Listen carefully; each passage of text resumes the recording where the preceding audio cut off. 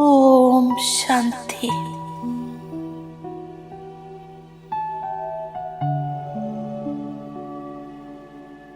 സൃഷ്ടിയുടെ ആദികാലത്തിൽ ഞാൻ സത്യുഗത്തിൽ ദേവാത്മാവായിരുന്നു. 16 കലാസമ്പൂർണമായിരുന്നു.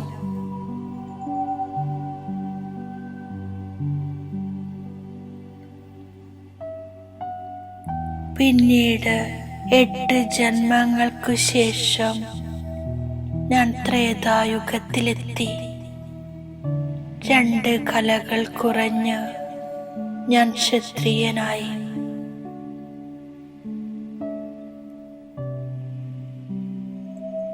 പിന്നെയും 12 ജന്മങ്ങളെടുത്തു. ദ്വാപരയുഗത്തിലെത്തിയപ്പോൾ 5 വികാരങ്ങളുടെ ഗ്രഹണം പിടിച്ചതിനാൽ ഞാൻ ആത്മാവ് പതിതമായി.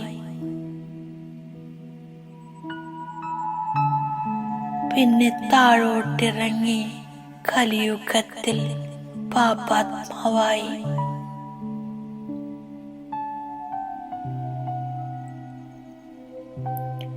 സംഗമയുഗത്തിൽ പുരുഷോത്തമയുഗത്തിൽ മഹാന്മാരിലും മഹാനായ പരംപിത പരമാത്മാവ എന്നെ വീണ്ടും പവിത്രമാക്കുകയാണ്.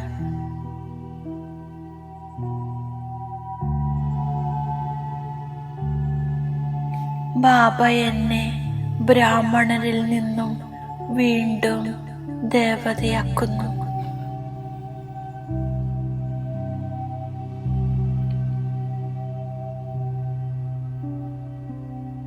പരംപിത പരമാത്മാവിൽ നിന്നും ഞാൻ 21 ജന്മങ്ങളുടെ സ്വർഗത്തിന്റെ സമ്പത്ത് വീണ്ടും നേടുകയാണ്.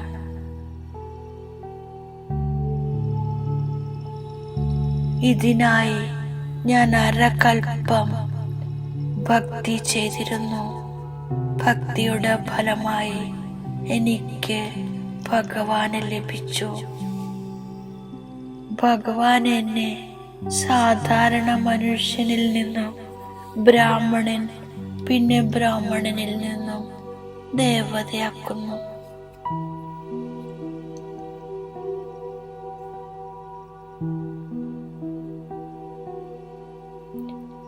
സംഗമയുഗത്തിൽ ഞാൻ ഈശ്വരീയ പഠിത്തം പഠിക്കുന്നു. ഞാൻ ദേവീ ദേവതകളുടെ പാർട്ട് അഭിനയിക്കാൻ ഈ സൃഷ്ടിയിൽ വന്നിരിക്കുന്നു. സ്വർഗത്തിൽ ഞാൻ സദാ സുഖിയാകുന്നു. ഈ ചക്രം തിരിഞ്ഞുകൊണ്ടേയിരിക്കുന്നു. മുഴുവൻ സൃഷ്ടിയിലെയും എന്റെ ഭിന്ന ഭിന്ന പാർട്ട് ഞാൻ സ്മൃതിയിൽ കൊണ്ടുവരുന്നു.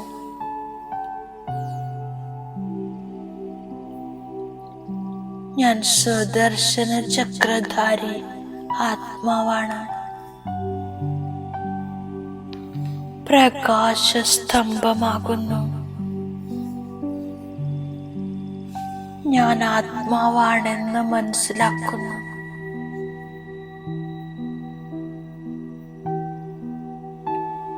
ഗൃഹസ്ഥ വ്യവഹാരത്തിലിരുന്നു കൊണ്ട് ശരീര നിർവഹണാർത്ഥം ഞാൻ 8 മണിക്കൂർ ജോലി ചെയ്യുന്നു. അതിനോടൊപ്പം ഭാവിയിലെ 21 ജന്മങ്ങളിലേക്കായി 8 മണിക്കൂർ ബാബയ്ക്ക് സമാനമാക്കി മാറ്റുന്നതിനുള്ള സേവനം ചെയ്യുന്നു.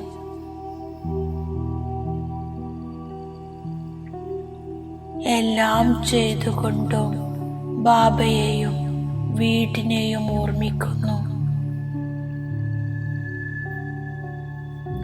ഇതാണ് എൻ്റെ അത്ഭുതകരമായ വിദ്യാർത്ഥി ജീവിതം. കേവലം പാവനമായി മാറേണ്ട പരിശ്രമം ചെയ്യുന്നു.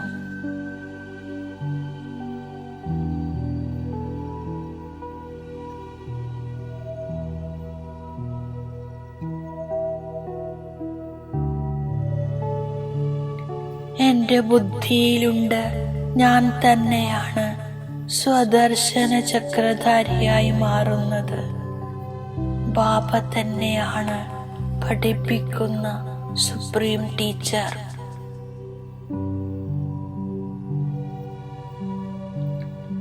ജന്മജന്മങ്ങളുടെ ചക്രം എങ്ങനെ കറങ്ങുന്നുവെന്ന് ബാബ മനസ്സിലാക്കി തരുന്നു.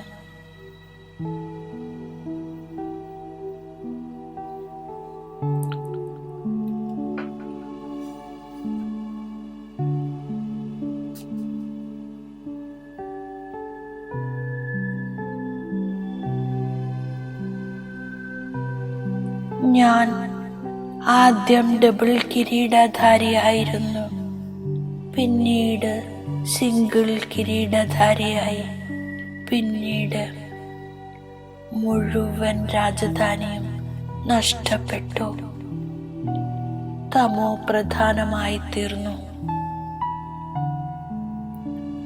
ഈ ചക്രം കറങ്ങിക്കൊണ്ടേയിരിക്കുന്നു. ഇപ്പോൾ ബാബയെ ഓർമ്മിച്ച് വീണ്ടും വീട്ടിലേക്ക് പോകണം. ഞാൻ സുദർശന ചക്രധാരി ആയി അന്ത്യം വരെ പുരുഷാർത്ഥം ചെയ്തുകൊണ്ടിരിക്കും.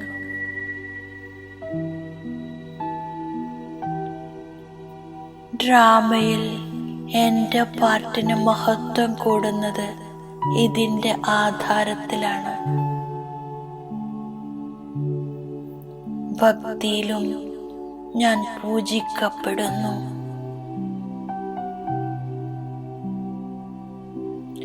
ഞാൻ മുഴുവൻ കൽപ്പത്തിലും പാർട്ട്ധാരിയാണ്. ബാബ ജ്ഞാനം നൽകുന്ന പാർട്ട് മാത്രം അഭിനയിക്കുന്നു. ഉയർന്ന പദവിക്കായുള്ള പുരുഷാർത്ഥം ഞാൻ തന്നെ ചെയ്യുന്നു.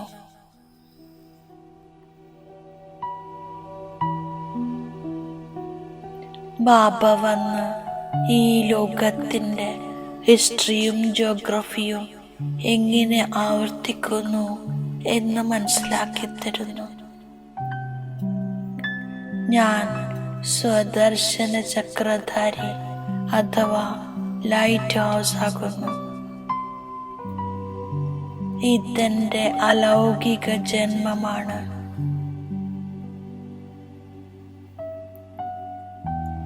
പാരലൗകിക പിതാവിൽ നിന്നും അവിനാശി സമ്പത്ത് നേടുന്നു. ഞാനിപ്പോൾ വളരെയധികം പേരുടെ മംഗളത്തിനായി പുരുഷാർത്ഥം ചെയ്യുന്നു.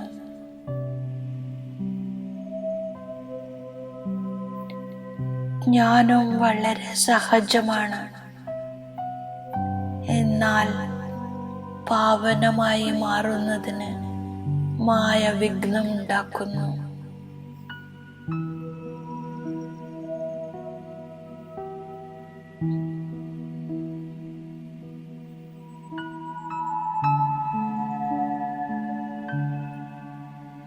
സ്വയം ആത്മാവാണെന്ന് മനസ്സിലാക്കാൻ ബാബ സഹജമായ യുക്തികൾ പറഞ്ഞു തരുന്നു.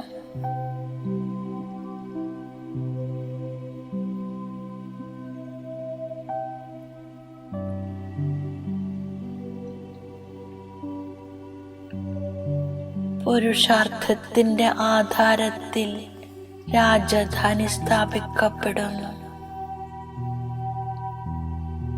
എല്ലാവരും ഏകരസമായാൽ രാജധാനി ഉണ്ടാക്കാൻ സാധ്യമല്ല. ബാബയുടെ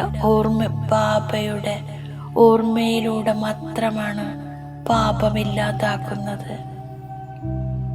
ഏറ്റവും കൂടുതൽ വേണ്ടതും പുരുഷാർത്ഥമാണ്. സ്വദർശന ചക്രത്തിന്റെ അർത്ഥം പോലും മനസ്സിലാക്കി തരുന്നത് ബാബയാണ്. ഞാൻ അച്ഛനെ ഓർമ്മിച്ചു കൊണ്ടിരിക്കുന്നു, സ്വദർശന ചക്രത്തെ കറക്കിക്കൊണ്ടിരിക്കുന്നു, ഓർമ്മിക്കുന്നു. സന്തോഷത്തിൽ ഉറക്കം പോലും വിട്ടുപോകുന്നു. ഞാൻ സദാ ആരോഗ്യശാലിയും സമ്പന്നനുമാവുകയാണ്. ഡ്രാമ അനുസരിച്ച് സംഭവിക്കുന്നതെല്ലാം നല്ലത് തന്നെയാണെന്ന് ബാബയ്ക്കറിയാം. എന്നാലും ബാബ പുരുഷാർത്ഥം ചെയ്യിപ്പിച്ചുകൊണ്ടേയിരിക്കുന്നു. ബാബ വരുന്നതും സഹായിക്കുന്നതുമായ പാർട്ട് ഡ്രാമയിൽ ഉൾപ്പെട്ടിരിക്കുന്നു.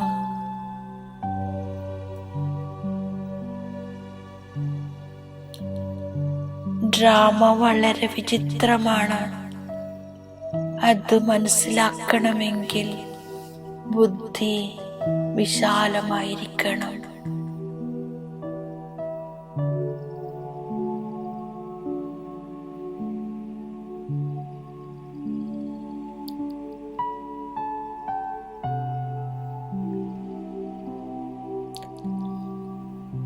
സന്തോഷത്താൽ സമ്പന്നമാകുന്നതിനായി ഏകാന്തതയിലിരുന്ന് ലഭിച്ച ജ്ഞാനധനത്തെ സ്മരിക്കണം.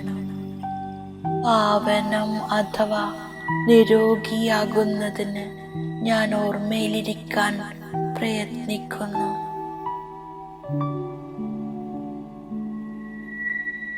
ഭാവിയിലെ 21 ജന്മത്തേക്കുള്ള ശരീര നിർവഹണത്തിനായി തീർച്ചയായും ഞാൻ ആത്മീയ ടീച്ചറാകണം.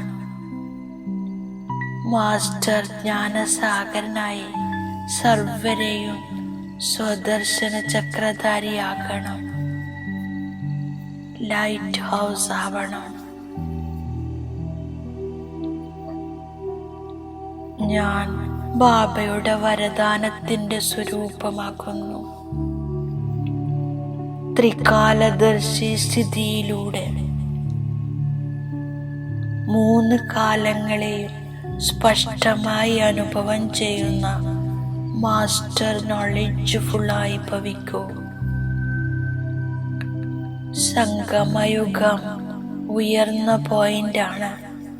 ഇവിടെ നിന്നുകൊണ്ട് ഞാൻ 3 കാലങ്ങളെയും നോക്കുന്നു. മാത്രമല്ല ഉറപ്പിച്ചു പറയുന്നു, ഞാൻ തന്നെയായിരുന്നു ദേവത. ഇനി വീണ്ടും ഞാൻ തന്നെ ദേവതയാകുന്നു. ഇതിനെ പറയുന്നു മാസ്റ്റർ നോളജ്ഫുൾ. ഓരോ സമയവും അന്തിമ സമയമാണ്. ഞാൻ ഈ സ്മൃതിയിൽ ഏകാഗ്രമാകുന്നു. ഓം ശാന്തി.